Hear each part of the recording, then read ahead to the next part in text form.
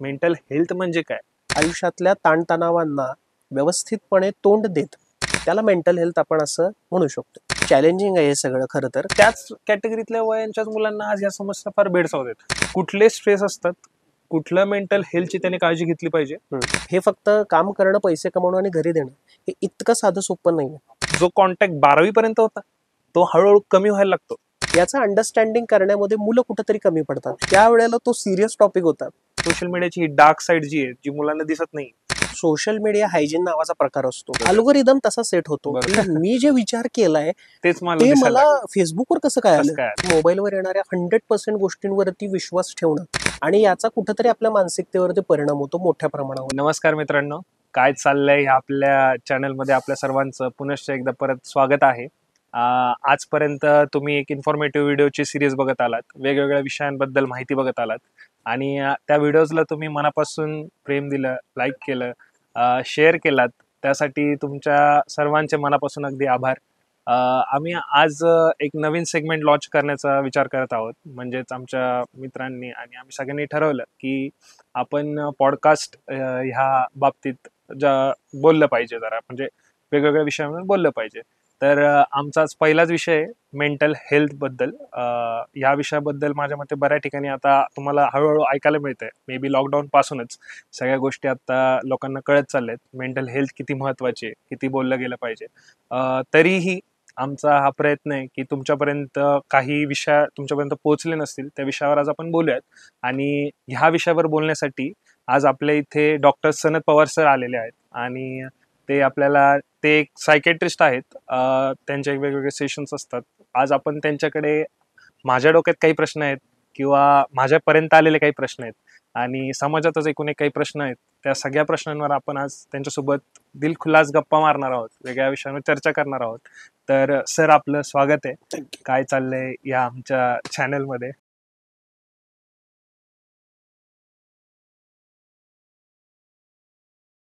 आपण नक्कीच या सगळ्या विषयावर जाताना एक बेसिक स्क्रॅच, म्हणजे जसं म्हणतात की स्क्रॅच पासून कशी ही गोष्ट किती पुढे जाते, तर छोट्या छोट्या मुद्द्यांपासून आपण या विषयावर चर्चा करूयात. मुळात आजकाल कसं झालंय की सगळ्यांकडे ना गाडी, पैसा, पाणी म्हणजे भौतिक सुखाच्या गोष्टी भरपूर झाल्यात. शारीरिक आरोग्य आहे म्हणा, नातेसंबंध आहेत, त्यांचं करिअर पडलंय. पण बघायला गेलं तर मेंटल पीस जे म्हणतो ना, आता सगळेजण मेंटल पीसचा जे ढिंडोरा पिटतात, तर त्या विषयावर म्हणजे अशी जागृतीच नाहीये बऱ्यापैकी. मेंटल हेल्थ म्हणजे काय किंवा मेंटल हेल्थ सारख्या विषयावर जवळपास मित्र मंडळी पण गप्पा नाही मारत जास्त या विषयावर. त्यांच्याकडे पण बोलायला भरपूर गोष्टी असतात, पण ह्या विषयावर बघायला गेलं तर चर्चा होत नाही. घरात हा विषय बोलण्याचा तर काही विषयच येत नाही आणि कुठल्या आपण एका रिलेशन मध्ये असतो त्या विषयावर पण गाईड व्यवस्थित होत नाही किंवा आपलं कुठे चुकतंय किंवा आपलं काय चुकतंय किंवा पर्सनली म्हणा, आपण कुठल्याही क्षेत्रात असू द्या, करिअर म्हणा, मित्रमंडळीत म्हणा किंवा वागताना बोलताना ह्या गोष्टी आपल्याला जाणवत नाही की बाबा कुठे चुकतंय, मग किती मार्गदर्शन करायला हवं. तर ह्या विषयावर जनरली एवढं बोललं जात नाही. तर ह्या सगळ्यांचा एकंदरीत विचार केला तर माझा पहिला प्रश्न हा आहे की बाबा मेंटल हेल्थ म्हणजे काय किंवा मेंटल हेल्थ याची बिघडली आहे किंवा हा मेंटल आहे, आपण सहजासहजी म्हणतोय का पागल येतो, मेंटल येतो. तर ह्या विषयावर माझ्या मते जनरली हास्यास्पदच गोष्ट झाली. पण मुळात असे की मेंटल हेल्थ म्हणजेच काय? कसं आहे माहिती आहे का, मेंटल हेल्थ बद्दलची डेफिनेशन जी आपली जागतिक आरोग्य संघटना आहे WHO, त्यांनी इंग्रजीमध्ये खूप अशी लांबलचक विस्तारानं दिलेली ही आहे, त्याची व्याख्या केली. आणि त्याच्यामध्ये त्याचं जर मराठी भाषांतर करायचं झालं तर आपल्याला साध्या सोप्या भाषेत काय सांगता येऊ शकेल की जी व्यक्ती आपल्या रोजच्या आयुष्यातल्या ताणतणावांना व्यवस्थितपणे तोंड देत कार्यक्षम राहते, काम करत राहते आणि त्यासोबत समाजासाठी एक बऱ्यापैकी चांगल्या पद्धतीचं कॉन्ट्रीब्युशन देते किंवा योगदान देते, अशी असणारी जी अवस्था आहे, उत्तम अवस्था जी आरोग्याची म्हणू शकतो आपण, त्याला मेंटल हेल्थ आपण असं म्हणू शकतो. हे साध्या सोप्या भाषेमध्ये आपल्याला म्हणता येईल. आणि तसंच बघायला गेलं, आता समजा ही मेंटल हेल्थ बद्दल झालं, आता पुढे जर आपण जायचं म्हटलं की पुढे येतं की आपलं शारीरिक आरोग्य, म्हणजे तुमचं एक फिजिकल हेल्थ पोश्चर, म्हणजे बेसिकली तुम्ही कसे दिसतात. त्याच्यानंतर येतं तुमचं रिलेशन, परत येतं तुमच्या करिअर. म्हणजे आता जनरली बघायला गेलं तर एक 21 ते 30 मधला मुलगा जो असतो, एक साधारण 20 ते 30 या वयातल्या कॅटेगरीतला, त्याच्याकडे भरपूर सारे म्हणजे त्याच कॅटेगरीतल्या वयांच्याच मुलांना आज या समस्या फार भेडसावतात. की बघायला गेलं की त्यांचं करिअर एका साईडला असतं, एका साईडला त्यांचे रिलेशन्स असतात, ते मग आई वडिलांसोबत असू द्यात, भावा बहिणींसोबत असू द्यात, किंवा त्यांच्या मित्रमैत्रिणींसोबत असू द्यात, आणि त्यांचं एक फिजिकल हेल्थ. पण चौथा सगळ्यात महत्वाचा विषय असतो की ते इथून किती शांत आहेत, मेंटली किती मेंटली हेल्थ किती, त्यांचे पीस कसं आहे. मग समजा ह्या सगळ्या गोष्टी सांभाळताना त्यांनी त्यांचा मेंटल पीस कसा जपला पाहिजे. आता चॅलेंजिंग आहे हे सगळं खरं तर, कारण लोकसंख्या अफाट वाढली बरोबर. आणि त्या प्रमाणामध्ये स्पर्धा वाढली. स्पर्धा वाढलेली असल्यामुळे होतं काय की अपेक्षांचं ओझं आहे. बरोबर. पॅरेंट्सकडून, पालकांकडून येणारा अपेक्षांचं ओझं आहे. मुलांना स्वतःला पण काहीतरी एक इच्छा असते की बाबा आपण काहीतरी व्हावं, बनावं, किंवा आपले इतर मित्रमैत्रिणी ज्या पद्धतीनं काम करतायत किंवा अभ्यास करतायत, झोकून देऊन हे करतायत, सो ती कुठेतरी एक स्पर्धेची भावना मनामध्ये असते. आणि इतर सोबत बाकी असणारे चॅलेंजेस, म्हणजे माणसाच्या स्वतःकडनंच असलेल्या अपेक्षा ह्या फार मोठ्या प्रमाणावर वाढल्यात असं सध्या लक्षात येतं. जसं की भौतिक सुख पाहिजे, एक म्हणजे माझ्याकडे गाडी पाहिजे, किंवा चांगले कपडे पाहिजेत, ब्रँडेड शूज पाहिजेत. ब्रँडेड अगदी नाही म्हटलं तरी शूजच्या 2-3 पेअर पाहिजेत, ज्याच्यामध्ये व्हरायटी असावी. ब्रँड हा काही सगळ्यांच्याच आवडीचा भाग आहे असं नाही, पण माझ्याकडे व्हरायटी पाहिजे. बरोबर. आणि त्या व्हरायटीसाठी साधी सोपी गोष्ट आहे, पैसे लागतात. मग ते पैसे कमवायचे कसे, तर मग त्याच्यासाठी वेगवेगळ्या प्रकारे धडपड करायची किंवा काहीतरी करत राहायचं. मग त्याच्यासाठी अभ्यास करणं आलं, नोकरी मिळवणं आलं, किंवा चांगल्या प्रकारे कुठला तरी बिझनेस सेटअप वगैरे काहीतरी सुरू करणं आलं. याच्यामुळं काय होतं की दडपण एक प्रकारचं ह्या भविष्यातल्या गोष्टींचा विचार करूनच दडपण जास्त येतं. आणि ते जर आपल्याकडनं नाही झालं, किंवा आपण याच्यामध्ये कुठंतरी चुकलो किंवा अपयश आलं, तर काय करायचं, ह्याचा एक सततचा ताण मुलांच्या वरती नेहमी असतो. आणि हेच कारण आहे की याच्यामुळं मानसिक समस्या ज्या वाढीला लागलेल्या दिसतात, आणि त्या प्रामुख्यानं साधारणपणे यंग जनरेशनमध्ये दिसत आहेत, त्याचं मुख्य कारण ही वाढलेली स्पर्धा, स्वतःकडच्या वाढलेल्या अवास्तव अपेक्षा, यामध्ये कुठंतरी मूळ दडलेलं आहे असं एकंदरीत लक्षात येतं. आता मला समजा जर मेंटल हेल्थ बद्दल जर एका एका म्हणजे वयाच्या कॅटेगरीमध्ये नेतो मी, 3 वयाच्या कॅटेगरी समजा. आपण समजा की पहिलीतला मुलगा पहिलीपासून ते 10वी पर्यंतची कॅटेगरी घेऊया. म्हणजे 12वी पर्यंत, 11वी 12वी पण त्यात ओके. पहिली ते 12वी पर्यंतच्या मुलाला कुठले स्ट्रेस असतात, कुठलं मेंटल हेल्थची त्याने काळजी घेतली पाहिजे. दुसरं म्हणजे 12वी झाली की जो मुलगा कुठे इंजिनिअरिंगला चाललाय, डॉक्टर साईडला चाललाय, हे तर 2 प्रकार झाले आपल्या महाराष्ट्रीयन भागात, तर हेच 2 प्रकार आम्ही बघितले आतापर्यंत, इंजिनिअरिंग, डॉक्टर. तर त्यांना वेगळ्या क्षेत्रांबद्दलचं पण आता बऱ्यापैकी मुलं आता अवेअर होत आहेत की वेगळे क्षेत्र पण आहेत. तर मग तिथून म्हणजे समजून घ्या एक वयाच्या 19 वर्षापासून ते 25-26 वयापर्यंत, ठीक आहे, आपण ही कॅटेगरी घेऊया. आणि त्याच्यानंतर वर्क लाईफ घेऊयात, म्हणजे 26-27 वयापासून ते पुढचं तुमचं लग्न होण्यापर्यंत किंवा मग लग्नानंतरच्या पुढच्या समस्या, ही एक तिसरी कॅटेगरी घेऊयात. मग आतापर्यंत ह्या 3 कॅटेगरीमध्ये तुम्हाला काय वाटतं की कुठल्या कॅटेगरीतल्या वयातल्या मुलांना मेंटल हेल्थ जास्त जपण्याची गरज आहे? साधारणपणे वयाच्या एक 16 ते 18 वर्षापर्यंत बऱ्यापैकी आपल्याकडे अजूनही असा प्रकार आहे की पालक मुलांची जबाबदारी घेतात. त्याच्यामुळं बऱ्यापैकी पालकांचं लक्ष मुलांकडे असतं. त्यामुळं मुलांचं मानसिक आरोग्य उत्तम राहावं हे बघण्याची मूलतः जबाबदारी पालकांची, हा सगळ्यात महत्त्वाचा फॅक्टर आहे. दुसरं असं की साधारणपणे 18-19 वर्ष ओलांडली की मुलं, मगाशी जे आपण चर्चा करत होतो की त्याच्यामध्ये कसं होतं, मुलांचं पूर्ण एक ट्रान्झिशन फेज येतो. मुलांचे शक्यतो मुलींचे 2 पद्धतीने ट्रान्झिशन फेज येतात. एक म्हणजे त्यांची शाळा आणि कॉलेज, म्हणजे 18 वर्षापर्यंत 12वीचं त्यांचं संपतं, ग्रॅज्युएशनला ते जातात, त्यावेळेला एका नवीन जगाला ते फेस करत असतात. तो एक खूप मोठा ट्रान्झिशन फेज असतो. तो कुणी सहसा लक्षात घेत नाही की या वेळेला तुम्ही एका नवीन सिनारिओमध्ये जात असताना वेगवेगळ्या गोष्टींना फेस करत असता. तुमचं कॉलेज बदलतं, म्हणजे तुमचं शिक्षणाचं जे मीडियम आहे ते बदलतं, तुमचं फ्रेंड सर्कल बऱ्यापैकी चेंज होतं, नवीन लोकांशी तुम्ही इंट्रोड्यूस होता, फिजिकल लेवलला हॉर्मोनली तुमच्यामध्ये इंटरनली बदल होत असतात. हे सगळे बदल तुम्ही इंडिव्हिज्युअली फेस करत असता. आणि त्याच वेळेला स्वतःबद्दलच्या अपेक्षा किंवा सेल्फ इस्टीम, सेल्फ इमेज याबद्दलच्या तुमच्या काही कल्पना तुमच्या मनामध्ये स्वतःच्या आकार घेत असतात. त्यामुळं हा एक चॅलेंजिंग प्रवास असतो. इथंपासून ते दुसरा टप्पा येतो साधारणपणे 24 ते 25 वर्षापर्यंत 25 ही दुसरी ट्रान्झिशन फेज आहे. बरोबर. याच्यात तुमचं ग्रॅज्युएशन संपतं. येस. दुसरी गोष्ट पालकांकडून तुम्हाला अपेक्षा म्हणजे अपेक्षा त्यांची वाढतात. तुमच्याकडून अपेक्षा असते की आता तो काहीतरी व्यवसाय किंवा त्याचं त्यानं स्वतःच्या पायावरती उभं राहिलं फायनान्शियली पाहिजे, त्याने स्टेबल व्हावं. थोडक्यात पैसे कमवले पैसे पाहिजेत कमवावे, की हा. जे त्याच्यासाठी उपयोगाला येतील. हा एक महत्वाचा मुद्दा. दुसरी गोष्ट, हळूहळू जबाबदाऱ्या आता वेगळ्या प्रकारच्या तुमच्या अंगावरती यायला लागतात. बरोबर. घरात काय हवं नको ते आहे ते बघणं, लागेल तिथे पैसे देणं, त्याच्यानंतर घरातल्या महत्वाच्या निर्णय प्रक्रियेमध्ये तुमचा सहभाग घेणं. पुढे जाऊन काही लोकांच्या मध्ये असं होतं की लग्न करणं. आजकाल थोडंसं लग्नाचा स्पॅनच मुळात चेंज झालाय आता. Yes, yes, sure, sure. आता हे म्हणणं काही फार धाडसाचं नाहीये की 30च्या आत आता लग्न होतच नाही जवळपास. हा, ते आता जाणवायला लागलं. 28-30 पर्यंत ती आरामात जातात. Yes. बरेच लोक 30 ओलांडल्यानंतरही आता लग्न करण्याच्या ह्याच्यात नसतात, सेटल होणं त्यांचं हे असतं. सो हा दुसरा ट्रान्झिशन फेज आहे. आणि या वेळेला हे फक्त काम करणं, पैसे कमवणं आणि घरी देणं हे इतकं साधं सोपं नाहीये. तुम्ही जिथं काम करता तिथलं वर्क ॲटमॉस्फिअर, तिथल्या लोकांशी तुम्ही जुळवून घेणं, तो स्ट्रेस सहन करणं आणि त्याच्यातून मार्ग काढत घरच्यांना किंवा तुमच्या फॅमिलीला टाइम देणं, त्यांचे काही मेंटल इश्यूज असतील तर ते डील करणं आणि त्याला फेस करणं, हा दुसरा महत्वाचा फॅक्टर, प्लस तुमच्यासाठी वेळ काढणं. बरोबर. त्यामुळे हा सेकंड फेज आहे चॅलेंजिंगचा.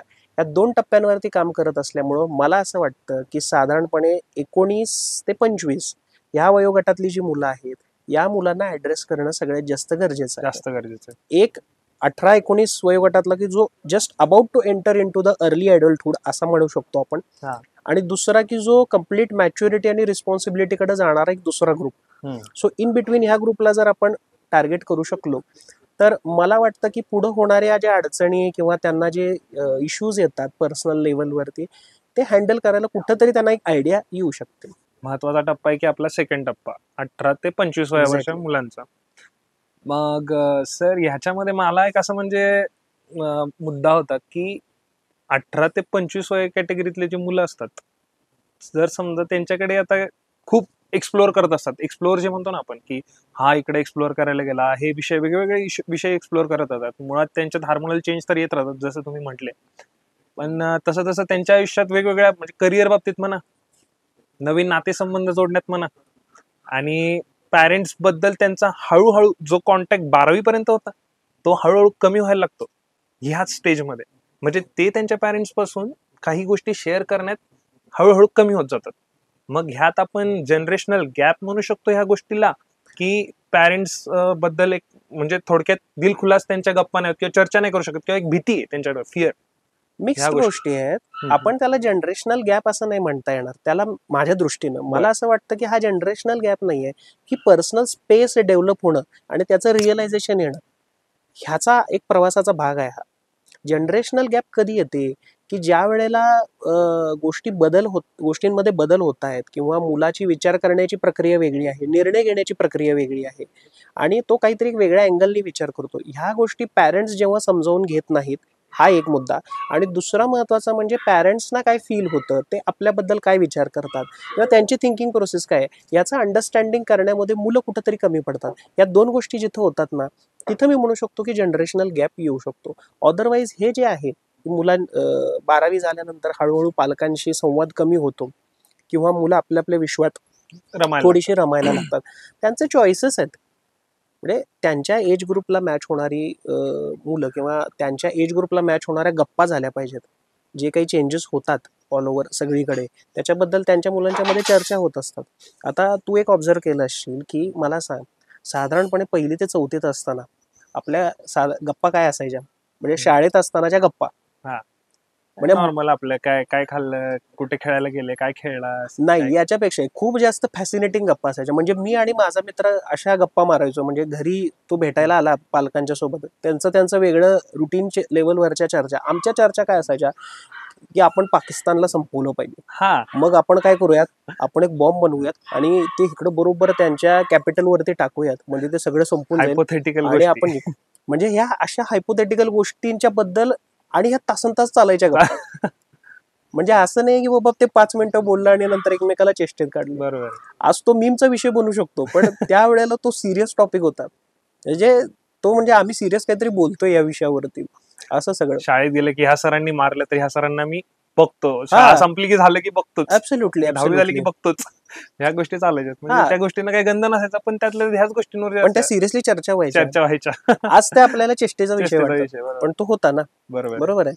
मग आता आपल्या पालकांना तेव्हा ते काय लहान मुलासारखं बोलतात वगैरे, किंवा हे काय बालिशांच्या गप्पा चालू आहेत असं म्हणू शकतो. मग हा जनरेशनल गॅप नाहीये. बरोबर आहे. बरोबर आहे. म्हणजे तुमच्या बोलण्याचे टॉपिक्स, तुमचं फ्रेंड सर्कल, तुमच्या चॉईसेस याच्यामध्ये आणि तुमच्या पॅरेंट्सचं जे ओव्हरऑल सराउंडिंग किंवा त्यांचा जो काही लाईफचा एलिमेंट आहे, याच्यामध्ये येणारे जे डिफरन्सेस आहेत, ह्याला आपण जनरेशनल गॅप असं कसं म्हणू शकतो? तो त्यांचा त्यांचा चॉईस आहे. अंडरस्टँडिंगमध्ये जेव्हा डिफरन्सेस येतात आणि समजून घ्यायचंच नाही, किंवा मी म्हणतो किंवा मी म्हणते तेच खरं, असा धोशा जेव्हा दोन्ही बाजूकडून लावला जातो, मला असं वाटतं की तो खरा जनरेशनल गॅप आहे. आणि तुम्ही समजून नाही घेतलं तर मग काही अर्थच राहत नाही. मग तिथे चर्चा होत नाही, मग तिथं फक्त हट्टीपणा होतो, अट्टाहास होतो, आणि त्यातून मार्ग निघत नाही. फक्त मतभेद होतात, जे की आपल्याकडे खूप टोकाला जातात. आता आपण बघतोय सोशल मीडिया जो आहे की तो आता वरच्यावर फारच, म्हणजे आता त्याचा वापर म्हणा किंवा एकंदरीत ह्याच गॅप मधल्या, म्हणजे ह्याच एज मधल्या कॅटेगरीतल्या मुलांचा यूज म्हणा हा फार होत चाललाय, किंवा मुलं त्या सोशल मीडियाच्या त्या जे बघतात ते 2-4 मिनिटाचे रील बघतात, त्या रील्स कडे म्हणा किंवा त्या कस्टमाइज गोष्टींकडे म्हणा आकर्षित होत चाललेत.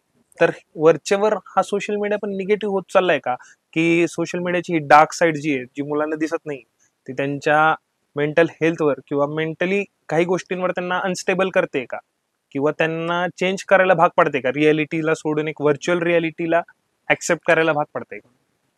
सोशल मीडिया हायजीन नावाचा प्रकार असतो, बर, जो भारतामध्ये खूप कमी प्रमाणामध्ये किंवा दुर्मिळ असल्यासारखा असतो असं मला वाटतं. याचं कारण मी सांगतो की सोशल मीडिया तुम्ही कसा हँडल करता त्याच्यावर बऱ्याच गोष्टी अवलंबून आहेत. मुळात आपल्याला कुणालाच सोशल मीडियाचे जे सेट केलेले अल्गोरिदम्स आहेत याच्याविषयी फार कुणाला कल्पना नाही. आणि हेच कारण आहे की आपण ज्या गोष्टी बघतो त्यामुळं आपल्याला असं वाटतं की आता तू जो प्रश्न विचारलास की हे निगेटिव्ह होतंय का, निगेटिव्ह शेड्स असणाऱ्या किंवा डार्क शेड्स असणाऱ्या गोष्टी जर तुम्ही सर्च कराल तर तुम्हाला सजेशन्सही त्याच गोष्टींचे येतील ना. राईट. बरोबर आहे. मग ते तुम्ही वरचेवर पाहत जाल. इवन दो आता आपल्याला सगळ्यांनाच माहिती आहे की मोबाईलमध्ये मायक्रोफोन असल्यामुळे आता ते रेकॉर्डिंग वगैरे ह्या सगळ्या गोष्टी होतात. सो आपल्याला त्याचा फायदा डेटा कलेक्शनसाठी कंपनीजनं होतो. त्यातून आपल्याला सजेशन्स जे असतात ते त्या पद्धतीचे मिळतात. मग आपली फूड चॉईसेस असतील किंवा प्लेसेस टू एक्सप्लोअर, ज्या कुठल्या जागेवर आपल्याला फिरायला जायचं आहे, किंवा कुठले कपडे घालायला आवडतात, मूवीज किंवा वेब सिरीज कुठल्या बघायला आवडतात, कुठली रील बघायला आवडते, एखादा डायलॉग असेल, एखादं गाणं असेल, या गोष्टींबद्दल आपसात जेव्हा आपण चर्चा करतो त्याचं कुठं ना कुठंतरी डेटा कलेक्शन होत राहतं. आणि त्या अकॉर्डिंगली तुमच्या मोबाईलमध्ये त्याचे सजेशन्स येणार. अल्गोरिदमच तसं सेट होतं. अल्गोरिदम तसा सेट होतो. बरोबर. ह्या गोष्टींविषयी खूप लोकांना अजिबात माहित नाही. नाही, अजिबातच नाही. काही सुशिक्षित लोकांच्या मध्ये, म्हणजे माझ्या परिचयाचे काही लोक आहेत, त्यांना म्हणजे हा एक जादूचा प्रकार वाटतो की मी जे विचार केलाय तेच ते मला फेसबुकवर कसं काय आलं, व ते माझ्या युट्यूबला सजेशनला कसं काय आलं, त्याच्या रील कसं काय दाखवायला लागलं, आणि माझीच लाईफ कसं काय, माझीच लाईफ कशी काय दिसते. म्हणजे मी आज सकाळी जो विचार केला तासाभरानंतर मला अगदी तो दिसला, म्हणजे त्या मोबाईलवरती. हे कसं काय, तर हे अल्गोरिदम्स आहेत. हे अल्गोरिदम्स आपल्याला सेट करण्याची, म्हणजे समजून घेण्याची गरज आहे. तुम्ही जे सर्च करता त्याच्या रिलेटेड सजेशन्स तुम्हाला येणार.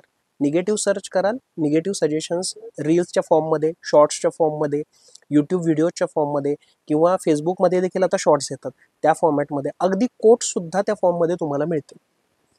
म्हणजे टेक्नॉलॉजी इतकी इम्प्रूव्ह झाली आहे, त्याचा हा अशा पद्धतीचा इम्पॅक्ट पडतोय.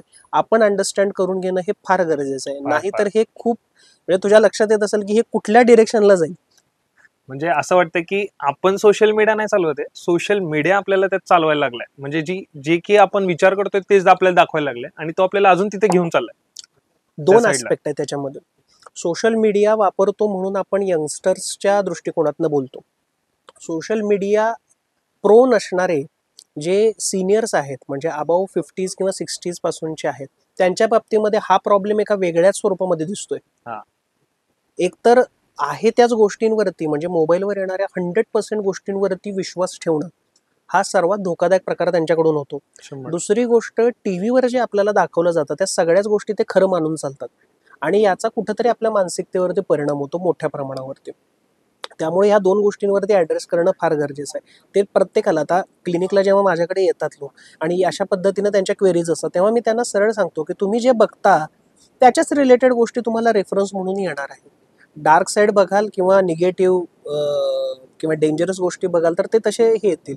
हे सेट केलेलं अल्गोरिदम आहे, कारण तुम्ही कस्टमर्स आहात. बघायला गेलं तर तुम्ही कस्टमर्स आहात. हा क्लिअर कट बिझनेस आहे. सोशल मीडिया आत्ताच आला, त्याचा उद्देश तुम्हाला सुधारवणं किंवा तुम्हाला बिघडवणं हा नाही, प्रॉफिट कमवणं हा सिंपल साधा उद्देश Simple आहे. आणि साधा. तुम्ही जितकं स्क्रोलिंग कराल, जितके व्ह्युअर्स हे होत राहतील, तेवढं ते जास्त हे होणार आहे. काय बघायचं आणि काय नाही बघायचं हे तुम्हाला ठरवायला लागेल, आणि ठरवण्याआधी ते समजून घ्यायला लागेल. 3 विषय आहेत माझ्याकडे, म्हणजे 3 शब्द आहेत. त्यातला पहिला शब्द आहे स्ट्रेस, दुसरा शब्द आहे डिप्रेशन आणि तिसरा शब्द आहे ट्रोलिंग. ओके. तर ह्या तिघांची डेफिनेशन आणि ह्या तिघांचा इफेक्ट आत्ताच्या आपल्या म्हणा कुठल्याही एज ग्रुप म्हणा किंवा कोणाही सर्वसामान्य लोकांना या 3 गोष्टी कशा समजतील की बाबा स्ट्रेस, डिप्रेशन काय असतं, स्ट्रेस काय असतं आणि ट्रोलिंग जी की सोशल मीडियावर होते. ओके. मग ती पॉझिटिव्ह साईडची असू द्या किंवा त्याची डार्क साईड असू द्या, Dark निगेटिव्ह side ट्रोलिंग असू असू द्या, त्याचा आपल्या मेंटल हेल्थवर कसा इफेक्ट होतो, मेंटली ह्या गोष्टी आपल्या सगळ्यांना कशा अनस्टेबल करतात, हे आम्हाला एक सविस्तर व्यवस्थित सांग. हे खूप इंटरेस्टिंग पार्ट आहे या तिन्हीचा. बघायला गेलं तर हे म्हणजे एवढ्या छोट्या स्पॅनमध्ये कव्हर होण्यासारखं नाही आहे, पण तरी मी सांगतो इंटरेस्टिंगली की स्ट्रेस जो आहे तो स्ट्रेस जनरेट होणारे फॅक्टर्स बरेचसे राहतात. जसं की तुमची रेग्युलर लाईफस्टाईल कशा पद्धतीची आहे, इमोशनली तुम्ही गोष्टींशी कसे कनेक्ट होतात किंवा इमोशनल स्ट्रेसर्सना कशा पद्धतीनं हँडल करता. बऱ्याचदा मला असं दिसतं की स्ट्रेसचं मूळ कारण तुमच्या सदोष जीवन पद्धतीमध्ये, फॉल्टी लाईफस्टाईलमध्ये दिसून येतं. कारण जिथं रॅशनॅलिटी, विवेकवाद ज्याला आपण म्हणतो, तो जिथं कमी पडतो रोजच्या आयुष्यात, तो फार गरजेचा आहे. आता सिंहगड रोडवरून मला इथं सेनापती बापट रोडवरती यायला साधारणपणे किती वेळ लागू शकेल? एक अंदाज पकडला तर 30 ते 40 मिनिटं लागू शकतील. ट्रॅफिक लागलं तर मला 45 ते 50 मिनिटही लागू शकतील. जर मला तू फोन केलास आणि मला विचारलंस की सर तुम्हाला यायला इथं किती वेळ लागणार आहे, आणि मी गाडीवरती असलो आणि तुझ्याकडे लवकर पोहोचायचं आहे आणि तुला थोडंसं रिलॅक्स वाटावं आणि बरं वाटावं म्हणून मी तुला जर सांगायला गेलो की मी पुढच्या 10 मिनिटांमध्ये मी पोहोचतोय, बरोबर, प्रॅक्टिकली हे पॉसिबल आहे का? नाही. पण मी हे बोललो. आता हे बोललो तर ते प्रूव्ह करून दाखवण्याची जबाबदारी ऑटोमॅटिकली माझ्यावर येते, आणि त्याच्या नादामध्ये माझी अँझायटी वाढते की मला वेळेत पोहोचलं पाहिजे. मलाही माहिती आहे की मी तेवढ्या वेळात नाही पोहोचणार, पण मी गडबड करायला लागतो, धावपळ करतो, गरज पडली तर सिग्नल मोडतो किंवा एकाला दुसऱ्याला धक्का देत कसा तरी मार्ग काढतो. अपघात होऊ शकतो, पण त्यातूनही वाचत मला पोहोचणं हा महत्वाचा फॅक्टर आहे. म्हणजे इतके सारे स्ट्रेस गोळा करून मी तुझ्यापर्यंत पोहोचण्याचा प्रयत्न करतो. हा स्ट्रेस कोणी वाढवला? हा मीच वाढवला. 100%. म्हणजे रॅशनली जर मी विचार करायला गेलं तर मी तुला सांगणं अपेक्षित होतं की मला एक साधारणपणे 30 ते 40 मिनिटं लागू शकतात. त्या पद्धतीनं सांगितलं की मी ऑलरेडी रिलॅक्स झालो असतो, की मी सांगितलंय बाबा की तुझ्याजवळ एवढ्या वेळेत पोहोचणार आहे, आणि मग मी त्या स्पीडनी व्यवस्थित गाडी चालवत आलो असतो, माझी अँझायटी वाढली नसती. लोक हे करत नाहीत. कमिटमेंट देताना अशा पद्धतीनं देतात की ज्या प्रॅक्टिकली होणं शक्य नाही किंवा तितक्या कमी वेळामध्ये होणं शक्य नाही, आणि मग स्ट्रेस वाढतो. हे रुटीनमध्ये होतं. पर्सनल लेवललाही बऱ्याचदा होतं. पर्सनल लेवलला कसं होतं की आता समजा जॉईंट फॅमिली असेल तर अशा वेळेला सगळ्यांची मनं सांभाळताना कसरत होत राहते. त्यामुळं कुणाच्या एका बाजूनी बोलायला गेलं तर दुसऱ्याला लगेच वाईट वाटणं हे स्वाभाविक होतं, 100%. आणि त्याच्यातून मग ज्यांना वाईट वाटतं किंवा ज्यांची बाजू घेतली जाते हा. त्यांचा जो मधला दुवा आहे, जो मधला माणूस आहे, त्याच्याबद्दल विचार होतच नाही. प्रत्येक जण आपापला विचार करतो. म्हणजे ह्याच्यामध्ये आता डायरेक्ट लेबल करता येणार नाही की हे स्वार्थीपण आहे, पण ते त्या सिच्युएशनल असतं. पण ह्याच्यामुळे त्या माणसाचा स्ट्रेस किती वाढतोय हे कोणी बघत नाही, आणि बऱ्याचदा मुलं ह्याच्यामध्ये फसतात. म्हणजे ज्यांचं लग्न झालेलं आहे अशांच्या बाबतीमध्ये हा प्रॉब्लेम फार येतो की बाजू कोणाची घ्यायची आणि कोणाची नाही घ्यायची. म्हणजे थोडक्यात आईची घ्यायची की बायकोची घ्यायची. असं जनरली थोडंसं नवीन लग्न झालेल्या मुलासोबत तर हे जनरली होतच, सर्रास होतं. सर्रास. त्यामुळे बऱ्याचदा मतभेद तयार होतात. हा. अशा आता त्याच्या पाठीमाग फक्त एवढंच कारण असं नाहीये, बरेच इतर फॅक्टर्स पण असतात, पण बेसिकली हे होतं. इव्हन मुलींच्या बाबतीमध्ये सुद्धा जॉब, पर्सनल लाईफ जर लग्न झालेलं असेल तर तुमच्या इनलॉजची फॅमिली, त्यांचं ॲटमॉस्फिअर सांभाळणं, काम सांभाळणं आणि स्वतःकडे लक्ष देणं, ही जी तारेवरची कसरत आहे, इथं स्ट्रेस जनरेट होतो. बरोबर. म्हणजे ओव्हरऑल ह्या सगळे फॅक्टर्स स्ट्रेस डेव्हलप होण्यासाठी कारणीभूत ठरतात. दुसरा मुद्दा डिप्रेशनचा. डिप्रेशनचं. डिप्रेशन कशामुळे येतं की डिसअपॉइंटमेंट एक्स्ट्रीम लेवलला झाली तर त्याच्यामुळे येऊ शकतं. आपल्याकडं खूप डिप्रेशन बद्दल एक स्टेरिओटिपिकल हे आहे, म्हणजे एक साचेबद्ध पण आहे साचेबद्ध. Right right. की डिप्रेस असलेली व्यक्ती कशी असते. म्हणजे ती गुडघे मुडपून हात दोन्ही असे करून अशी बसलेली असेल, बरोबर आहे. आणि मग किंवा मग डायरेक्टली डिप्रेस असणार म्हणजे तिनं सगळं खाणं पिणं सोडलेलं असेल, कामधंदा सोडलेला असेल, घराचे दारे खिडके बंद करून अंधाऱ्या खोलीत बसलेली, असं एक जनरल स्टेरिओटिपिकल चित्रण प्रत्येकाच्या डोक्यात पहिल्यांदा येतं हो. जेव्हा डिप्रेशनचा प्रश्न येतो. डोळ्याखाली काळं असणार, हा, त्याची हेल्थ बारीक झाली असणार, बरोबर बरोबर. असं जनरली जाणवतं आपल्याला डिप्रेस व्यक्ती म्हटलं. डिप्रेस व्यक्तींचं असं नसतं मुळामध्ये. बर. एकतर डिप्रेशन मध्ये कसं आहे की क्लिनिकली जर सिम्पटम्स बघायला गेले तर एकतर डिप्रेशन मध्ये असणारी व्यक्ती खाण्याच्या बाबतीत एकतर खाणं कमी होऊ शकतं किंवा एक्सेसिव्ह खाणं पण होऊ शकतं. दोन्ही मुद्दे म्हणजे स्ट्रेस आणि डिप्रेशनच्या ह्याच्यातून खूप जास्त खाणं, लठ्ठपणाची समस्या जी म्हटली जाते, लहान मुलांच्या मध्ये जी ओबेसिटी वाढते, त्याचं कारण फक्त त्यांचं म्हणजे जंक फूड खाणं इतकंच नाहीये. त्याच्या पाठीमागचा स्ट्रेस किंवा माइल्ड डिप्रेसिव्ह फीचर्स आपण ज्याला म्हणतो ते देखील आहे. आणि हे आता रिसर्चमधून लक्षात यायला लागलं की फक्त ते आपल्याला जेवण किंवा डाएटवरतीच फोकस करून उपयोगाचं नाही आहे. मेंटली तुम्ही किती हेल्दी आहात हे बघणं सुद्धा तेवढंच गरजेचं आहे. आणि डिप्रेशनसाठी हे सगळ्यात महत्त्वाचं असं मला वाटतं. आणि दुसरा महत्त्वाचा मुद्दा असा की माइल्ड डिप्रेसिव्ह फीचर्स कुणालाही येऊ शकतात.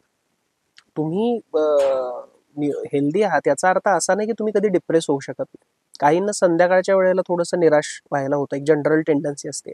काहींना काही नाही झालं तरी खूप लो फील होतं, असाही प्रकार होतो. म्हणजे तुम्हाला दरवेळेला तुमच्या आयुष्यात वाईटच घटना घडली पाहिजे किंवा धक्कादायकच काही घडलं पाहिजे, तुम्ही फायनान्शियली बुडालेच पाहिजे असं गरजेचं नाही. ही एक मनाची अवस्था आहे ज्याच्यामध्ये तुम्ही एकदम सौम्य स्वरूपाच्या नैराश्याच्या अवस्थेमध्ये देखील जाऊ शकता. प्रत्येक वेळेलाच ट्रीटमेंटची गरज असते असं देखील नाही.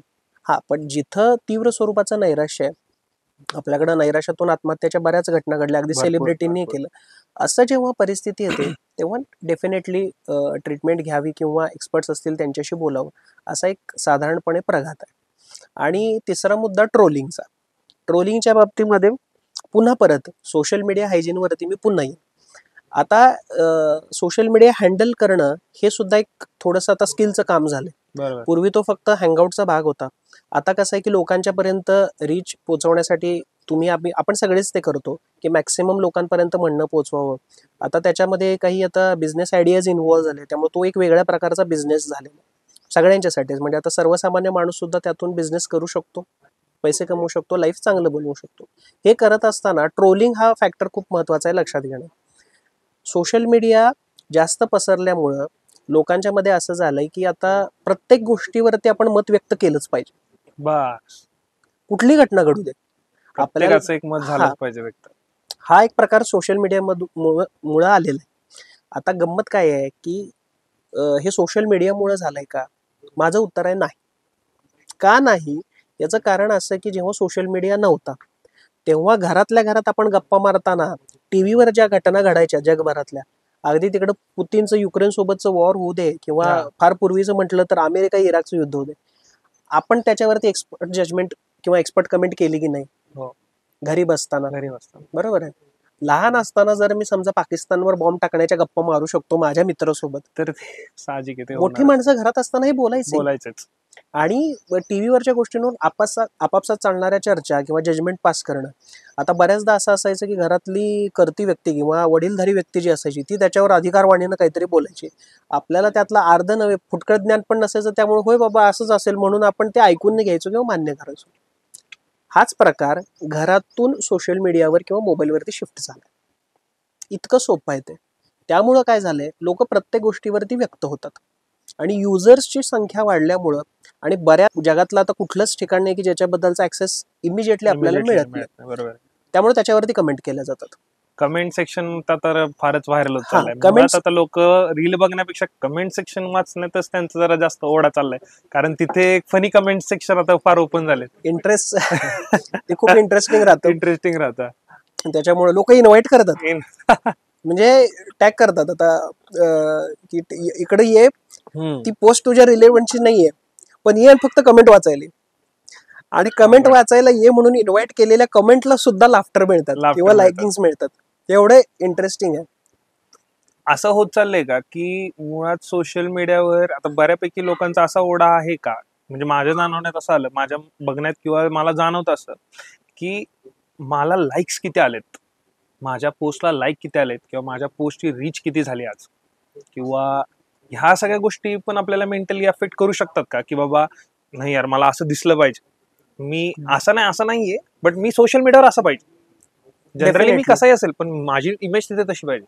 इमेज डेफिनेटली बिल्डिंग म्हणा, ह्या गोष्टी, किंवा माझी इमेज पोर्ट्रे करणं म्हणा समोरच्यावर, किंवा तुमच्या मतांतर असतात. आता सोशल मीडियावर मी एक वेगळं मत देतोय आज, आणि पर्सनल लाईफ मध्ये माझं काहीतरी एक वेगळंच चाललंय. बरोबर. तर मग लोक दाखवताना वेगळं आणि करताना वेगळं असं होतंय का, किंवा मग ह्या गोष्टी मेंटलीच आपल्याला अफेक्ट करताय का, की समाजाचं एक सामाजिक दडपण आहे बाबा की मी असं असं शो केलं पाहिजे, दाखवलं पाहिजे. समाजाचं दडपण नाहीये मुळात. हम्म. बाहेर जर आता तू जाऊन बघशील, प्रत्येक जण आपापल्या कामामध्ये बिझी आहे, कुणाला कुणाचंही काही पडलेलं नसतं. बरोबर. कारण प्रत्येकाला त्याच्या आयुष्यातले अडचणी, आव्हानं, सगळ्या गोष्टी असतात. सुख आहे, दुःख आहे, सगळं आहे. त्यामुळे ते कोणी बघत नाही. सोशल मीडियावर सगळे 24/7 अवेलेबल असतात. हा एक मुद्दा. आणि याच्या पाठीमागं एक इनसिक्युरिटीची फिलिंग, इनसिक्युरिटी, राईट. ज्याला मी न्यूनगंड किंवा इन्फिरियरिटी कॉम्प्लेक्स असं म्हणेन. तर न्यूनगंड म्हणजे काय? माझ्यामध्ये कमीपणाची भावना आहे असं नसून मला असं वाटतंय की माझ्याबद्दल, की इतर लोक काय विचार करतील ह्याच्याबद्दलचा जो विचार मी करतो, ती एकंदरीत जनरल भावना आपल्याला म्हणता येऊ शकते. मला हे सतत वाटत राहतं की इतर लोक माझ्याबद्दल काय विचार करत असतील. बरोबर. त्याच्यातून ती भावना निर्माण होते. आणि मग त्याच्यामुळं मग एक इल्युजनल वर्ल्ड क्रिएट होतं आपल्यासाठी, की सेल्फ एस्टीम नाही म्हणता येणार, हा म्हणजे लोक माझ्याबद्दल काय विचार करतात ह्याच्यासाठीची तयार केली जाणारी इमेज, बरोबर. हा मुळात मुद्दा असतो. त्यामुळं मग तुमचे फिल्टर्स तुम्ही अप्लाय करता, स्नॅपचॅट यूज करता, आणि त्यातून तुमचा फोटो किंवा ओव्हरऑल तुमची पर्सनॅलिटी अधिकाधिक अट्रॅक्टिव्ह कशी दिसेल राईट. हा प्रयत्न करण्याचा तुमचा एक मानस असतो. लाइकिंग हा त्यातलाच प्रकार, कमेंट्स किती चांगले येतात त्यातलाच प्रकार. निगेटिव्ह कमेंट आले तर तेवढ्या हेल्दीली तुम्ही घेता का नाही, कारण तुमचा एक माइंडसेट डेव्हलप झालाय की तुम्हाला सगळं पॉझिटिव्ह आलं पाहिजे, आणि ते पॉझिटिव्ह आलं तरच तुम्हाला बरं वाटतं. निगेटिव्ह जर आलं किंवा आलंच नाही, तुम्ही अनस्टेबल होता. असं कसं होऊ शकतं किंवा असं कसं काही नाही झालं. याला टेक्निकली बघण्याचा दृष्टिकोन आपल्याकडं अजून म्हणावा तितका डेव्हलप झालेला नाही. त्याच्यामुळं सोशल मीडिया इन्फ्लुएन्स एवढा मोठा आहे आपल्यावरती की त्याच्यामुळं लोक डिप्रेशनमध्ये जातात, केसेस येतात आमच्याकडं, की त्याचं बेसिक कारण ते असतं की लाइकिंग्स फार नाहीत मिळाले, कमेंट्स नाही, किंवा व्ह्युअरशिप जास्त नाही झालेली, ह्या सगळ्या गोष्टीमुळे. जे बिझनेस करतात त्याचा टेक्निकली अभ्यास करून त्याच्यामध्ये उतरतात. त्यांना हे अल्गोरिदम्स किंवा हा फ्लो कसा जातो, हा फ्लोचार्ट कशा पद्धतीने वर्क होतोय त्यांना माहीत असतं. सर्वसामान्य मुलं मुली जे असतात त्यांच्या दृष्टीने ॲप्रिसिएशन महत्त्वाचं असतं, आणि हे फॉल्स ॲप्रिसिएशन आहे. ह्याच्या जाळ्यामध्ये जर अडकाल तर तुम्ही अर्ली डिसअपॉइंटमेंट ही डेफिनेटली होणार आहे, आणि विच लीड्स टू डिप्रेशन. हे त्याच्यामधला सगळ्यात महत्त्वाचा आणि मोठा धोका आहे. त्यामुळं पॅरेंट्सची, फ्रेंड सर्कलची आणि आपल्या सगळ्यांची कलेक्टिव्हली जबाबदारी ही आहे की त्या इल्युजनल वर्ल्डच्या फार आहारी जाऊ न देणं. रिअलिझम जितका अप्रोच तुमचा असेल, रिअलिस्टिक अप्रोच, तितकं बेटर राहतं. कारण चॅलेंजेस खूप आहेत, बरोबर. करण्यासारख्या गोष्टी फार आहेत. आयुष्य संपून जाईल पण कामं थांबणार नाहीत, एवढी कामं आहेत करण्यासारखी. क्रिएटिव्ह कामं बरीचशी आहेत, तुमच्या फील्डमध्ये राहून तुम्ही ते करू शकता. आणि ह्याच्यामध्ये जर अडकाल तर तुमचा वेळ, तुमची जी क्रिएटिव्हिटी, क्रयशक्ती ज्याला आपण म्हणतो ती, आणि एनर्जी, हे तिन्ही खूप मोठ्या प्रमाणावरती याच्यामध्ये वेस्ट होऊ शकतं. बरोबर.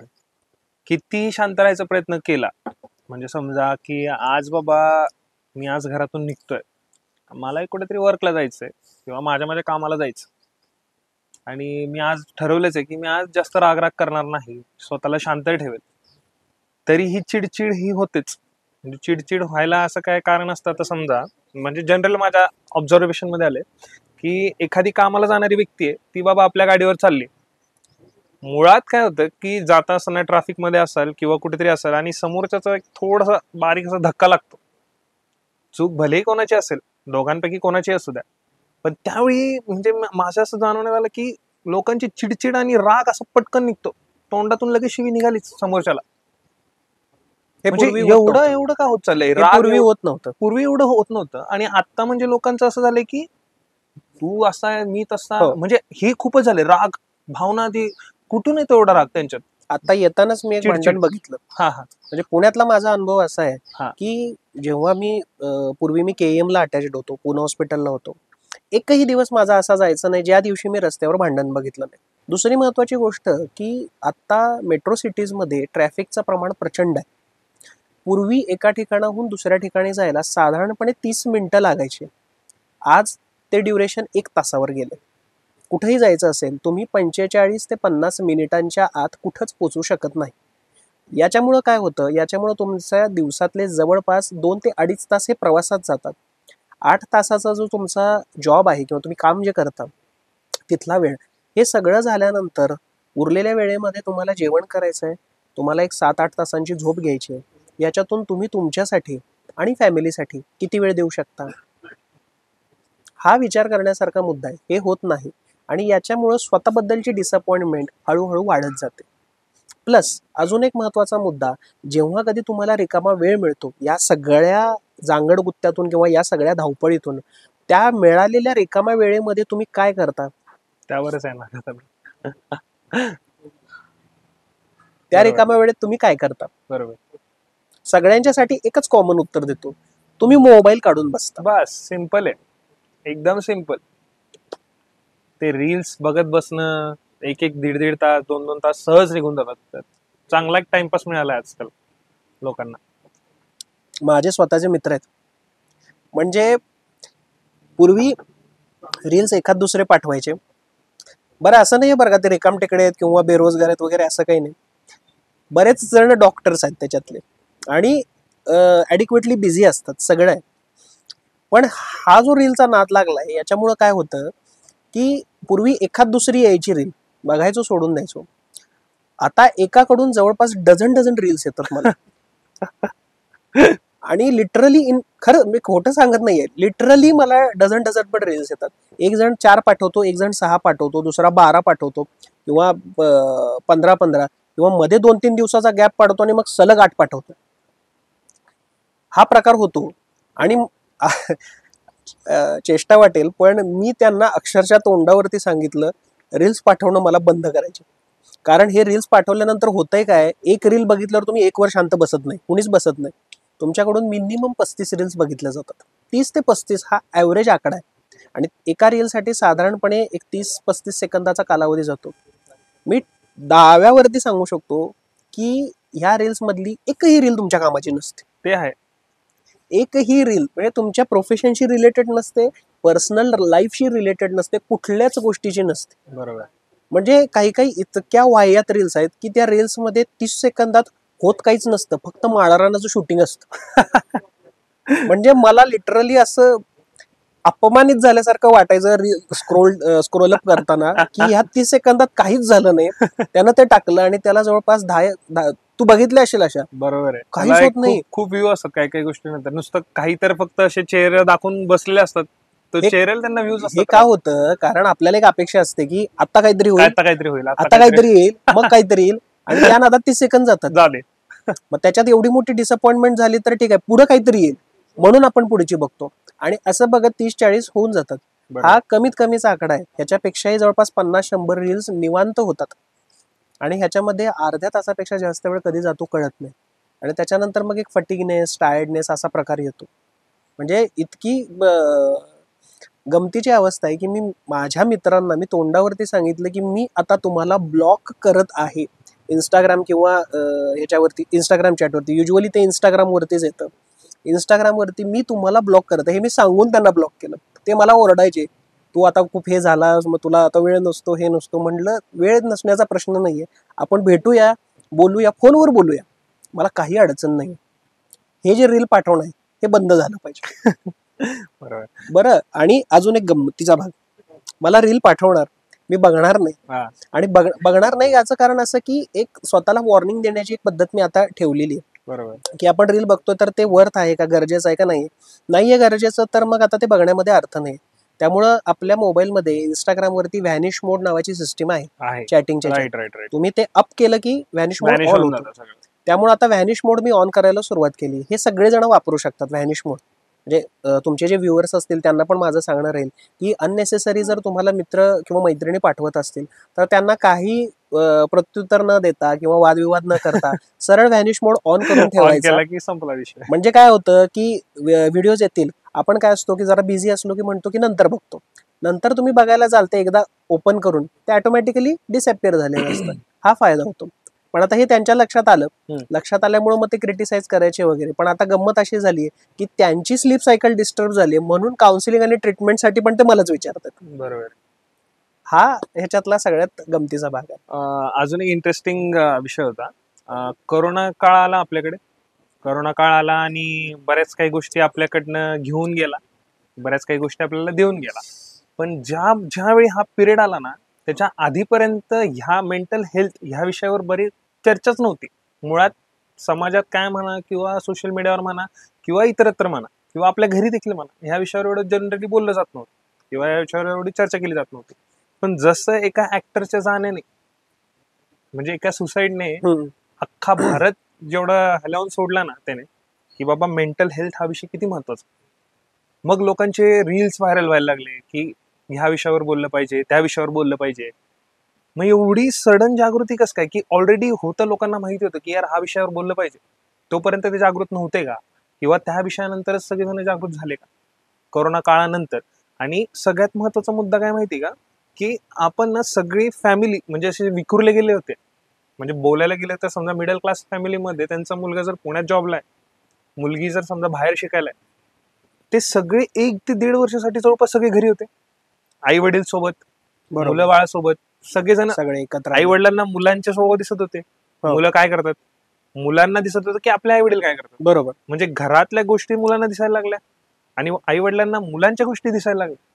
मग ह्यात आता 1.5 वर्ष एकाच ठिकाणी तुम्ही डांबले गेलेत, तर मग ह्या सगळ्या गोष्टींवर मुलांच्या गोष्टी, मग ते क्लॅशेस म्हणा किंवा त्यांचं बोलणं म्हणा किंवा मुलांना तेवढं खुलून बोलता नाही यायचं, मग ते बऱ्याचशा गोष्टी आल्या लॉकडाऊनच्या पिरियडमध्ये. तर मग त्यावेळी ह्या विषयावर एवढी जागृती झाली, जनजागृतीच म्हणावी लागेल या गोष्टीला. त्यावेळी आपण जेव्हा जास्त एक्सप्लोर झालो, तर मग त्यावेळी आपल्याला ऍड्रेस करायला किती किती साऱ्या गोष्टी मिळाल्या, की आज आपला पाल्य किंवा मुलगा मुलगी म्हणा कुठल्या विषयांना हे करतायत, आई वडिलांना कळालं. पर्सनली माझ्यासाठी गमतीची गोष्ट सांगतो. कोविडचं वर्णन मी असं करेन, कर्स for others, blessings for me, असं कोविडचं ड्युरेशन माझ्यासाठी होतं पर्सनली. याचं कारण असं की इतरांच्यासाठी ते खूप भयानक, त्रासदायक, भीतीदायक वगैरे अशा पद्धतीचं होतं किंवा विनाशकारी अशा स्वरूपाचं. माझ्यासाठी कोविड एक प्रकारचा आशीर्वाद असल्यासारखं झालं. याचं कारण काय की कोविडच्या कालावधीमध्ये मी मुंबईमधल्या रिहॅब सेंटरमध्ये काम करत होतो. तर जागृती रिहॅबिलिटेशन सेंटर म्हणून आहे, तिथं मी काम करत होतो. माझी रेसिडेन्सी तिथंच झाली. सो सुरुवातीला मानसिक आरोग्य या विषयांमध्ये इंटरेस्ट निर्माण व्हायला थोडासा वेळ लागला होता. माझा स्वतःचा पर्सनल अनुभव असा आहे की मेडिकल क्षेत्रामध्ये आल्यानंतर आपण एखाद्या क्षेत्रामध्ये जेव्हा डिग्री घेतो किंवा तिथं काम करायला सुरुवात घेतो, आपल्याला कुठल्या तरी एका टप्प्यावरती आयुष्याच्या असं असतं की आपल्याला एक डेस्परेट वाइब येते की आपण ह्याच्यात काम केलं पाहिजे. बरोबर. किंवा या पर्टिक्युलर ह्याच्यात, कारण मेडिकल फ्रॅटर्निटीमध्ये बरेच सेक्टर्स आहेत. मी सातत्यानं त्या शोधात होतो आणि मला तो ज्याला आपण सलमानचा जो किक मूवी आहे त्याच्यामध्ये जसा डायलॉग आहे की मुझे इन चीजों से किक नाही मिळते, तसा प्रकार काहीसा माझ्या बाबतीमध्ये होत होता. आणि ती किक म्हणावी तशी मिळत नव्हती. त्यामुळे मी सर्च करत होतो की काय करायचं, कसं करायचं. मी नाट्यक्षेत्राशी संबंधित आहे पूर्वीपासून, अभिनयाशी जवळचा संबंध असल्यामुळं त्या क्षेत्रामध्ये पुढं जावं की वैद्यकीय क्षेत्रामध्येच पुढं काम करत राहावं ह्याच्याविषयी पण एक प्रकारचा गोंधळ. अशी परिस्थिती असताना माझी रेसिडेन्सी चालू झाल्यानंतर एक 2 ते 3 महिन्यानंतर कोविड आला. कोविड नंतर माझ्यामध्ये झालेला किंवा एकूणच बघण्याकडं जगाकडे बघण्याचा जो दृष्टिकोन आहे तो बदलला अशा अर्थाने की लॉकडाऊन झालं.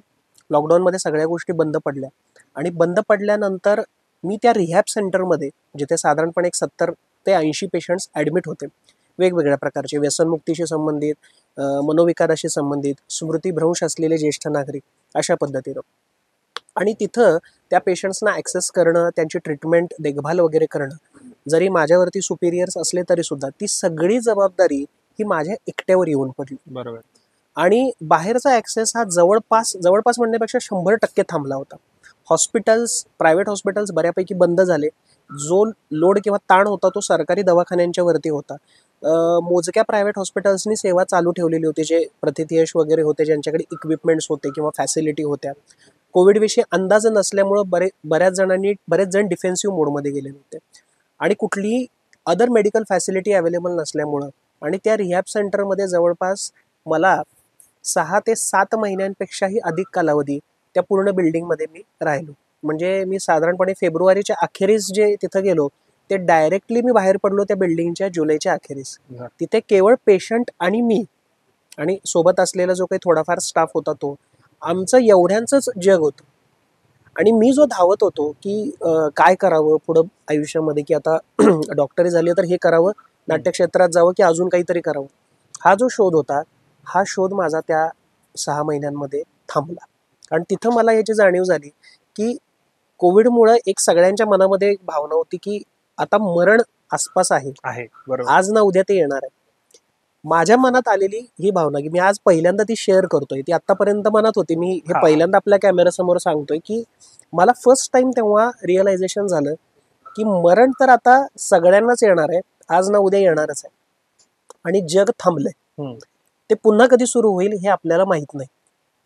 मग जर जगही थांबलंय आणि मरणही येणार आहे, तर मग आता जे काम करतोय त्याच्यामध्ये का आपण पूर्णपणे झोकून देऊन करू नये, पुढचं पुढं बघता येईल. बरोबर. आणि यातून मग ते एक 60-70 पेशंट्स आणि मी, माझ्या रोजच्या जगण्याचा भाग म्हणजे सकाळी 7 वाजता उठून ते रात्री 12 वाजता झोपेपर्यंत मी त्या पेशंट सोबतच असायचो. पूर्वी फॉर्मल्स वगैरे घालून असं त्या पद्धतीनं ॲज अ डॉक्टर म्हणून काम करणं, नंतर तर अगदी टी शर्ट आणि ट्रॅक पॅन्टवरती अशा पद्धतीनं त्यांचं काम करणं, त्यांना फिरवणं, हे करणं, या सगळ्या गोष्टी आल्या. केअर टेकिंगचा भाग बऱ्यापैकी आम्ही सांभाळला. त्यांच्या नातेवाईकांना येणं शक्य झालेलं नव्हतं, सो शेवटपर्यंत त्यांची काळजी घेणं. काहींचं मग त्याच्यामध्ये दीर्घकाळाच्या आजारपणामुळे निधन वगैरे या सगळ्या गोष्टी झाल्या. त्या सगळ्या गोष्टींचे सोपस्कार देखील पूर्ण करणं, नातेवाईकांना मेसेज पाठवणं आणि ज्यांची परिस्थिती व्यवस्थित नाही त्यांना आधार देणं, या सगळ्या गोष्टी 6 महिने एकही दिवस सुट्टी न घेता आम्ही रोज करत होतो. आणि यामुळं कोविडकडे बघण्याचा दृष्टिकोन पूर्णपणे बदलला. आता कोविड आमच्यासाठी म्हणजे पहिली वेव्ह संपल्यानंतर माझ्यासाठी वैयक्तिक दृष्ट्या कोविड भीती राहिलेली नव्हती. आता माझ्यासाठी ते चॅलेंज आणि टास्क झालं होतं. त्यामुळे जेव्हा सेकंड वेव्ह आली त्यावेळेलाही आम्ही तेवढ्याच तत्परतेनं काम केलं. आता याच्यासाठी ऑन कॅमेरा म्हणा, माझे जे मेंटॉर आहे, ज्यांच्या अंडर मी माझी सायकॅट्री पूर्ण केली, डॉक्टर अमर शिंदे सर, त्यांचा जो अप्रोच होता तो माझ्यासाठी खूप कॉन्फिडन्स देणारा, बूस्ट देणार होता. प्रत्येक टप्प्यावरती त्यांनी सपोर्ट केला, आत्मविश्वास वाढवला. आणि बऱ्याचदा असं व्हायचं की पेशंटला मी बेधडकपणे एक मास्क घालून डायरेक्टली समोर जायचो, त्यांच्याशी बोलायचो. कारण माझा पर्सनली असा बिलीफ होता की मानसिक समस्येशी निगडीत जर व्यक्ती असेल तर तिच्याशी आपलं डायरेक्ट संभाषण झालं पाहिजे. ते कुठल्याही गोष्टीच्या आड होता कामा नये, कारण त्यानं व्यवस्थित पद्धतीनं रॅपो बिल्टअप होत नाही. सो हा माझा एक वैयक्तिक अनुभव होता.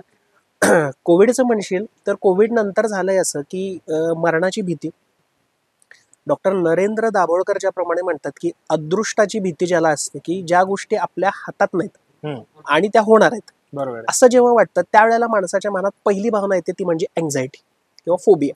राईट.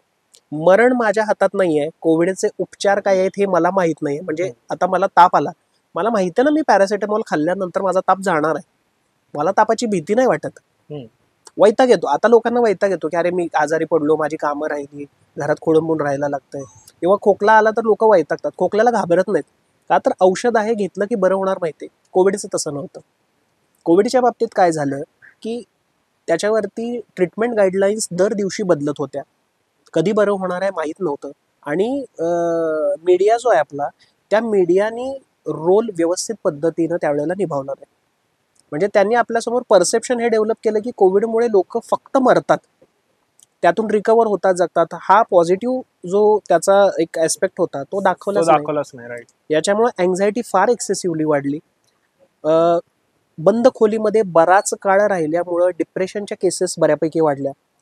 तिसरी महत्त्वाची गोष्ट म्हणजे OCD, ऑब्सेसिव्ह कंपल्सिव्ह डिसऑर्डर, ज्यामध्ये रिपिटेटिव्ह गोष्टी करणं हा जो प्रकार असतो, चेकिंग असेल किंवा काउंटिंग असेल किंवा अतिस्वच्छता बऱ्याचदा दिसून येते, हात वारंवार धुणं असेल, वारंवार आंघोळ करणं, भांडी वगैरे घासून ठेवणं, हा प्रकार कोविडच्या काळामध्ये फार वेगाने वाढला. कारण मुळात कोविडच्या काही मूलभूत गोष्टींशी निगडीतच त्या गोष्टी होत्या की स्वच्छता असली पाहिजे. त्यामुळे अतिस्वच्छता हे प्रमाण फार झालं, फार झालं. ओसीडी वाढला.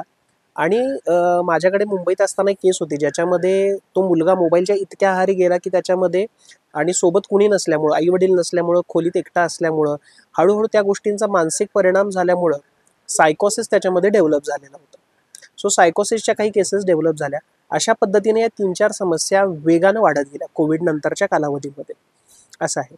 मला वाटतं की लोकांना मानसिक आरोग्याचं महत्त्व का समजलं, कारण बहुतेक असं वाटतं की लोकांना खोलीमध्ये कोंडून ठेवल्याशिवाय त्या गोष्टीचं महत्त्व पटत नाही.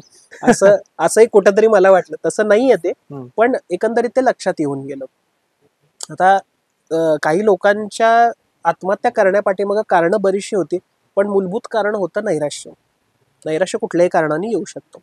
सो या सगळ्या गोष्टींचा प्रभाव त्या गोष्टींवरती झालाय. त्याच्यामुळे बऱ्याचशा केसेस वाढलेल्या दिसून येत आहेत, अजूनही आहेत. सो त्या पद्धतीने आम्ही त्याच्यावरती ट्रीटमेंट करतो किंवा डील करतो. मेंटली जेव्हा आपण अनस्टेबल होतात लोक, तर म्हणजे ते एवढ्या थराला जाऊन पोहोचलेलं असतं की त्यांना डॉक्टर म्हणा किंवा काउन्सिलिंगचे सेशन्स म्हणा, सायकेट्रिस्ट कडनं म्हणा, तुमच्यासारख्यांचे सेशन्स म्हणा, ह्या गोष्टी न दिसता सरळ आत्महत्या हाच पर्याय दिसतो. म्हणजे आत्महत्या ह्या स्टेजला जाण्यासाठी त्या व्यक्तीने कुठल्याच अशा स्टेजेस पार करून गेलाय की बाबा आज त्याला वाटते की माझं जीवन मी संपवलंच पाहिजे, ही गोष्ट नाही तर मी संपवलंच पाहिजे. तर मग आता आपण कोणाच्या चेहऱ्याकडे बघून सांगू शकत नाही की बाबा हा व्यक्ती आज पुढे जाऊन असं पाऊल उचलू शकतो. म्हणजे बऱ्याचदा काय होतं की आपण जेव्हा ऐकतो की ह्या व्यक्तीने आत्महत्या केली, मुळात आपल्याला पहिल्यांदा शॉक लागतो की यार हा कसं काय करू शकतो. म्हणजे आपण आपल्या डोक्यात इमेज असते की हा नेहमी हसतमुख चेहरा, हसणारा व्यक्ती, कसला कुठल्या गोष्टींचा ताण नाही, आणि त्या व्यक्तीची न्यूज जेव्हा येते त्यावेळी आपल्याला खूप मोठा धक्का बसतो. मग त्यावेळी हा विषय पुढे येतो की मेंटल हेल्थ ह्या विषयावर चर्चा ही आज झालीच पाहिजे बाबा. म्हणजे आत्महत्या करण्यापूर्वी त्या व्यक्तीकडे कोणीतरी त्याच्याकडे बोलणारा असायला हवं, किंवा तो व्यक्ती व्यक्त तरी झाला पाहिजे समोरच्याकडे, किंवा त्या व्यक्तीला ऍटलिस्ट असं तरी मार्गदर्शन, म्हणजे तुमच्यासारख्या व्यक्तींचं म्हणा किंवा काउन्सिलिंगचं म्हणा, त्या व्यक्तीपर्यंत हे विषय पोहोचले पाहिजे. तर त्यासाठी तुम्ही काय सांगाल? माझं एक प्राथमिक मत आहे की संभाषण ऑफकोर्स गरजेचं आहे, कम्युनिकेशन झालं पाहिजे, पण ते तेवढंच पुरेसं नाही आहे. कम्युनिकेट करताना तुम्ही कशा पद्धतीनं करताय, म्हणजे आता तुमच्या परिचयातली कुठली व्यक्ती जर समजा नैराश्याने पीडित असेल किंवा तिला खूप जास्त डिप्रेशनचा सामना करावा लागतोय असं दिसलं, तर तुम्ही कम्युनिकेट काय करता किंवा कशा पद्धतीनं करता, हे मला वाटतं सगळ्यात जास्त महत्त्वाचं आहे. कारण डिप्रेशनमुळे सुसाईड ही गोष्ट एका रात्रीत घडून येणारी नाही. त्याला साधारणपणे काही कालावधी, काही दिवस, काही आठवडे जावे लागतात. त्याच्यानंतर व्यक्ती त्या निर्णयाप्रत येते की आता जगण्यामध्ये काही अर्थ नाही. पण हे करत असताना किंवा या निर्णयापर्यंत पोहोचण्यापूर्वी कधी ना कधीतरी व्यक्तीकडून त्या प्रकारचे संकेत किमान एकदा तरी दिले जातात. ते ओळखणं गरजेचं आहे आणि ते ओळखून त्याच्यावरती प्रभावीपणे उपाययोजना करणं. कारण आपल्याकडं ॲक्सिडेंट किंवा ब्रेन इंजुरी हा जो काही प्रकार आहे, ह्याला आपण मेडिकल इमर्जन्सी म्हणतो. सुसाईड किंवा सुसायडल थॉट्स, सुसायडल आयडिएशन हा सायकॅट्रिक इमर्जन्सीचा भाग आहे. जेव्हा कुठल्याही व्यक्तीला जर असं दिसतं की आपल्या सोबतच्या व्यक्तीच्या मनामध्ये निराशा आहे आणि आत्महत्याचे विचार येत आहेत, तर इमिजिएटली त्वरित रीतीनं त्यांनी घरच्यांशी संपर्क साधणं एक सगळ्यात गरजेचं आहे त्या व्यक्तीच्या. दुसरं असं की घरच्यांना सांगून संवाद साधून सायकॅट्रिस्टकडे इमिजिएटली घेऊन जाणं गरजेचं आहे. तोच त्याच्यावरचा सगळ्यात पहिला सर्वोत्तम मार्ग ठरू शकतो असं मला वाटतं. हे होत नाही आणि याच्यामुळं मरणाचे विचार बऱ्याचदा एखादी व्यक्ती जेव्हा बोलून दाखवते तेव्हा आपण त्याला गांभीर्यानं घेणं गरजेचं आहे. हा विषय चेष्टेवारी घेण्याचा नाही. कारण जेव्हा त्या व्यक्तीच्या मनामध्ये मरणाचे विचार येतात, याचा अर्थ त्या व्यक्तीनं एक प्रकारचा थ्रेशोल्ड गाठलेला असतो, म्हणजे निगेटिव्हिटीचा किंवा नकारात्मकतेचा. त्यामुळे त्याच्यापासून मागं खेचून घेणं हीच आपली प्राथमिकता असते. त्याला अजून पुढं जाऊ देणं हे म्हणजे आपण एक प्रकारे माणुसकीचा अपमान करतोय किंवा त्याच्याशी विश्वासघात करतोय, अशा प्रकारचं ते कृत्य ठरू शकतं.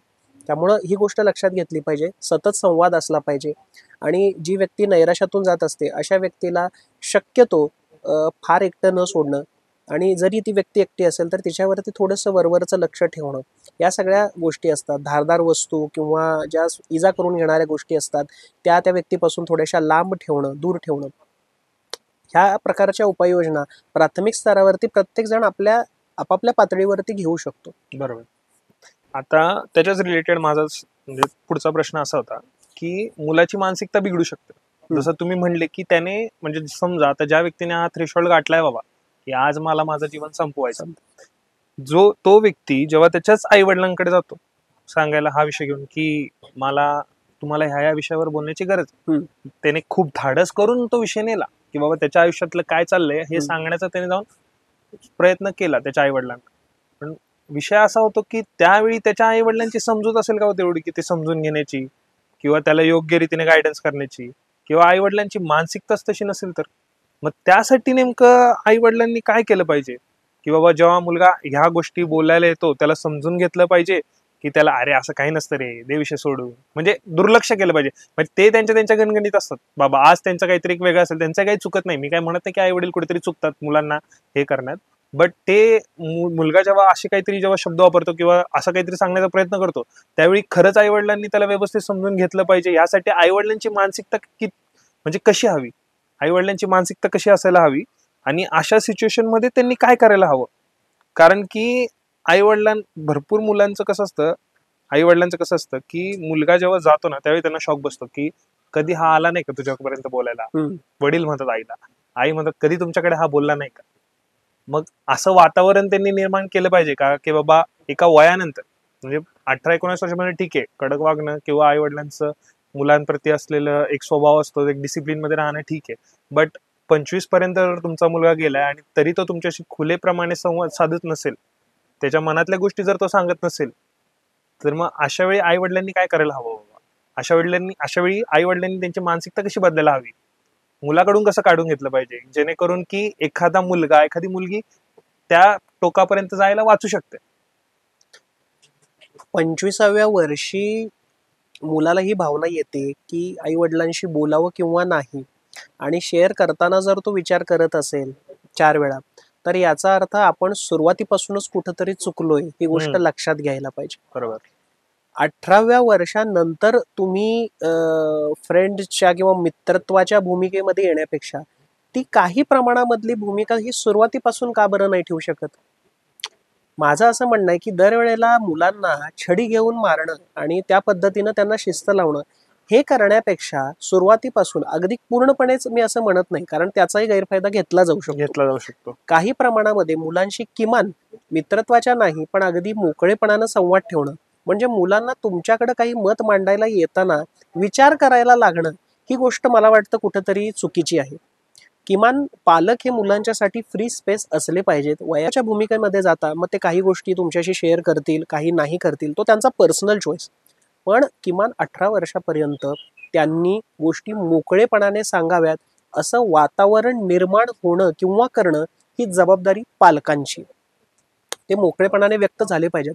कारण तू जसं आता सांगितलंस की त्यानंतर मुलांना अशा पद्धतीच्या भावना येऊ शकतात, नैराश्य किंवा सुसायडल आयडिएशन, आत्महत्येचे विचार वगैरे, हे तर मग आपल्याकडं 7वी-8वीची मुलंही करतात, 100%. 5वी-6वीची मुलंही करतात.